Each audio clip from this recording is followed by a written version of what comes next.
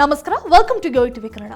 ರಾಜ್ಯದ ಮೊದಲ ಹಂತದ 14 ಲೋಕಸಭಾ ಕ್ಷೇತ್ರಗಳಿಗೆ ಏಪ್ರಿಲ್ 26ರಂದು ಮತದಾನ ನಡೆಯಲಿದ್ದು, ನಾಳೆ ಸಂಜೆ ಅಂದರೆ ಏಪ್ರಿಲ್ 24 6 ಗಂಟೆಗೆ ಬಹಿರಂಗ ಪ್ರಚಾರಕ್ಕೆ ತೆರೆ ಬೀಳಲಿದೆ.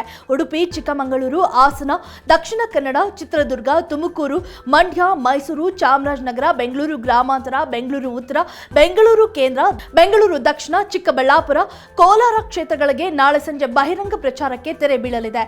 ಹೌದು, ಬಹಿರಂಗ ಪ್ರಚಾರಕ್ಕೆ ತೆರೆ ಬೀಳುತ್ತಿದ್ದಂತೆ ಮತದಾರರಲ್ಲದ ಚುನಾವಣಾ ಪ್ರಚಾರಕ್ಕೆ ಆಗಮಿಸಿರುವ ವಿವಿಧ ರಾಜಕೀಯ ಪಕ್ಷಗಳ ನಾಯಕರು, ಮುಖಂಡರು ತೆರಳಬೇಕಿದೆ. ಈ ಬಗ್ಗೆ ಈಗಾಗಲೇ ಚುನಾವಣಾ ಆಯೋಗಕ್ಕೆ ಸಂಬಂಧಪಟ್ಟ ಚುನಾವಣಾ ಅಧಿಕಾರಿ ಹಾಗೂ ಪೊಲೀಸ್ ಅಧಿಕಾರಿಗಳಿಗೆ ಸ್ಪಷ್ಟ ನಿರ್ದೇಶನ ನೀಡಿದ್ದು, ವಸತಿ ಗೃಹಗಳು, ಸಮುದಾಯ ಭವನಗಳು ಸೇರಿದಂತೆ ತಪಾಸಣೆ ನಡೆಸಲು ಸೂಚಿಸಿದೆ.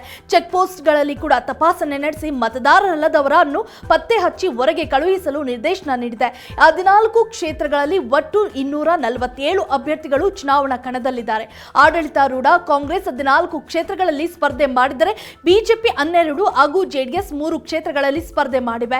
226 ಪುರುಷ ಹಾಗೂ 21 ಮಹಿಳಾ ಅಭ್ಯರ್ಥಿಗಳು ಸ್ಪರ್ಧೆಯಲ್ಲಿ ಇದ್ದಾರೆ. ಹೀಗಾಗಿ ರಾಜಕೀಯ ಪಕ್ಷಗಳ ನಾಯಕರು, ಅಭ್ಯರ್ಥಿಗಳು, ಮುಖಂಡರು, ಕಾರ್ಯಕರ್ತರು ಬೇಸಿಗೆ ಬಿಸಿಲನ್ನು ಲೆಕ್ಕಿಸದೆ ಬಿರುಸಿನ ಪ್ರಚಾರವನ್ನ ಕೈಗೊಂಡಿದ್ದಾರೆ.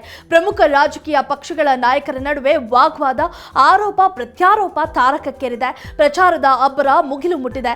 ಬಹಿರಂಗ ಪ್ರಚಾರಕ್ಕೆ ಇನ್ನೊಂದು ದಿನ ಮಾತ್ರ ಬಾಕಿ ಉಳಿದಿರುವುದರಿಂದ ರೋಡ್ ಶೋ, ಬಹಿರಂಗ ಸಮಾವೇಶಗಳ ಮೂಲಕ ಪ್ರಚಾರದ ಕಾವು ರಂಗೇರುವಂತಾಗಿದೆ. ಇದಲ್ಲದೆ ಪಕ್ಷದ ಕಾರ್ಯಕರ್ತರು, ಅಭ್ಯರ್ಥಿಗಳು, ಹಿತೈಷಿಗಳು ಮನೆ ಮನೆಗೆ ತೆರಳಿ ಮತದಾರರನ್ನು ಓಲೈಸುವ ಪ್ರಯತ್ನ ನಡೆಸುತ್ತಿದ್ದಾರೆ. ಬಹಿರಂಗ ಪ್ರಚಾರದ ಜೊತೆಗೆ ನಾನಾ ರೀತಿಯ ತಂತ್ರ, ಕಾರ್ಯತಂತ್ರಗಳ ಮೂಲಕ ಮತದಾರರನ್ನು ಆಕರ್ಷಿಸಲು ಅಭ್ಯರ್ಥಿಗಳು ಸಾಹಸ ಪಡುತ್ತಿದ್ದಾರೆ. ರಾಜಕೀಯ ಪಕ್ಷಗಳ ಅಭ್ಯರ್ಥಿಗಳ ಜೊತೆಗೆ ಪಕ್ಷೇತರರು ಕೂಡ ಪ್ರಚಾರದಲ್ಲಿ ತೊಡಗಿಕೊಂಡಿದ್ದಾರೆ. ಹೀಗಾಗಿ 14 ಕ್ಷೇತ್ರಗಳಲ್ಲೂ ಪ್ರಚಾರದ ಕಾವು ಹೇರತೊಡಗಿದೆ. ಎಲ್ಲಿ ನೋಡಿದರೂ ಚುನಾವಣೆಯ ವಿಚಾರದಲ್ಲಿ ಚರ್ಚೆಯಾಗುತ್ತಿದೆ. ಜನರಲ್ಲೂ ಕೂಡ ಚುನಾವಣಾ ಜ್ವರ ಶುರುವಾಗಿದೆ. ಆಯಾ ಕ್ಷೇತ್ರದ ಜ್ವಲಂತ ವಿಚಾರಗಳಿಂದ ಮುಖ್ಯವಾಗಿ ರಾಷ್ಟ್ರೀಯ ವಿಚಾರಗಳು ಪ್ರಮುಖ ಚರ್ಚೆಗೆ ಬಂದಿವೆ. ಅಭ್ಯರ್ಥಿ ಹಾಗೂ ಪಕ್ಷಗಳ ಬಗ್ಗೆ ಬಿರುಸಿನ ಚರ್ಚೆಗಳು ನಡೆಯುತ್ತಿದ್ದು, ಮತದಾರರನ್ನು ಆಕರ್ಷಿಸಲು ಎಲ್ಲಾ ರೀತಿಯ ಪ್ರಯತ್ನಗಳು ರಾಜಕೀಯ ಪಕ್ಷಗಳು ಹಾಗೂ ಅಭ್ಯರ್ಥಿಗಳು ನಿರಂತರವಾಗಿ ಮಾಡುತ್ತಿದ್ದಾರೆ.